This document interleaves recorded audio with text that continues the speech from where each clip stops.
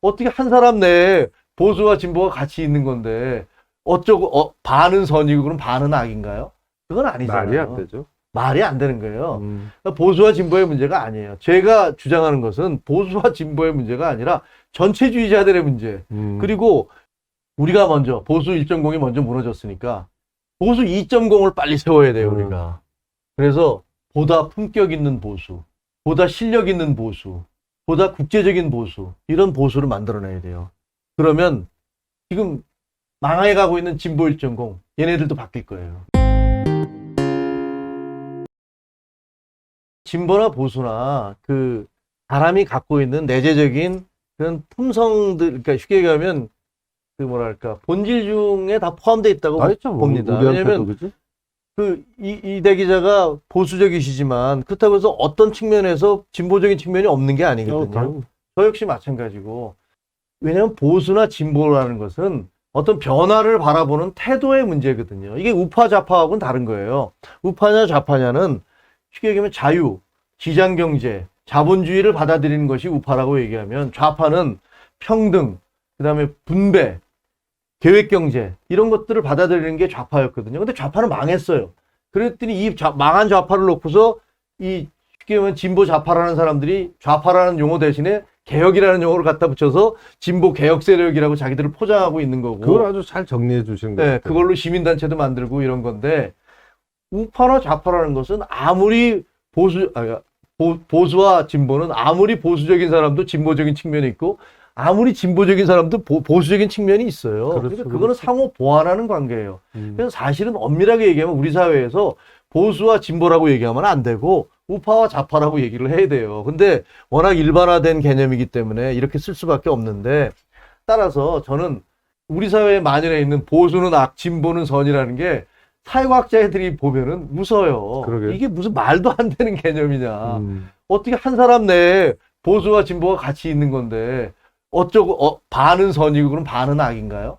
그건 아니잖아요. 말이 안 되죠. 말이 안 되는 거예요. 그러니까 보수와 진보의 문제가 아니에요. 제가 주장하는 것은 보수와 진보의 문제가 아니라 전체주의자들의 문제. 그리고 쉽게 얘기하면 대한민국 전체를 엉뚱한 이론으로, 철진한 이론으로, 그 사회주의, 공산주의의 말도 안 되는 이론과 비슷한 걸 갖다 붙이면서 글로 몰려가려는, 그리고 민족주의라는 세계사의 보편성과 어떻게 보면 세계사의 보편성에 이미 탈락된 이론을 계속 앞세우면서 우리끼리 뭐 북한과 이런 식으로 사람들을 몰아가는 것. 뭐 저 대한민국의 무슨 저 어떤 소설가는 150만 명이 뭐 친일파라고 뭐 이런 소리를 정신 해대지를 나간 사람은 않나. 대한민국은 그런 사회 아니거든요. 세계사의 보편성에 발맞춰서 세계의 젊은이들과 어깨를 내걸고 경쟁하면서 살아야 되는 사회인데, 그럼요.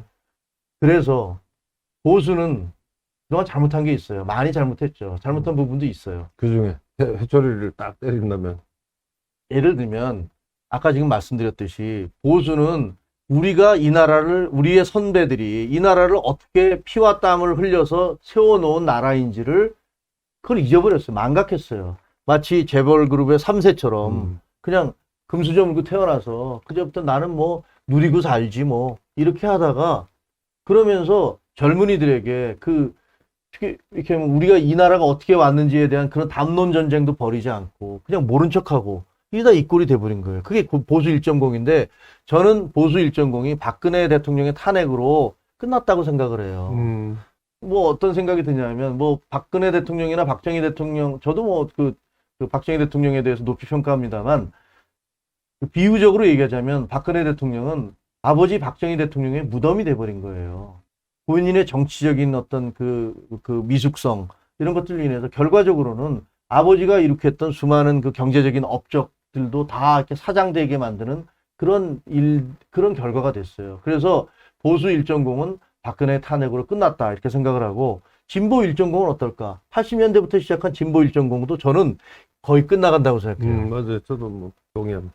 비유적으로 얘기하자면 문재인 대통령은 죄송한 말씀이지만 본인이 그 자리에 있게 한 노무현 대통령의, 진보의 상징인 노무현 대통령의 무덤이 될 수도 있어요. 잘하셔야 되는데 잘 못하면 그렇게 될 수도 있어요.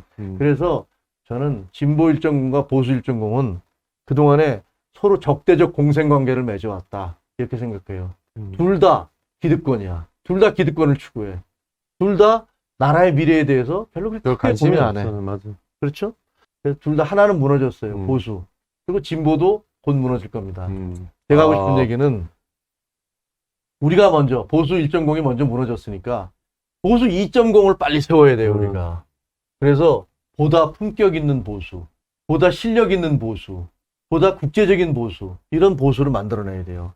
그러면 지금 망해가고 있는 진보 1.0, 얘네들도 바뀔 거예요. 얘네들도 진보 2.0으로 바뀌지 않으면 잘 수가 없으니까.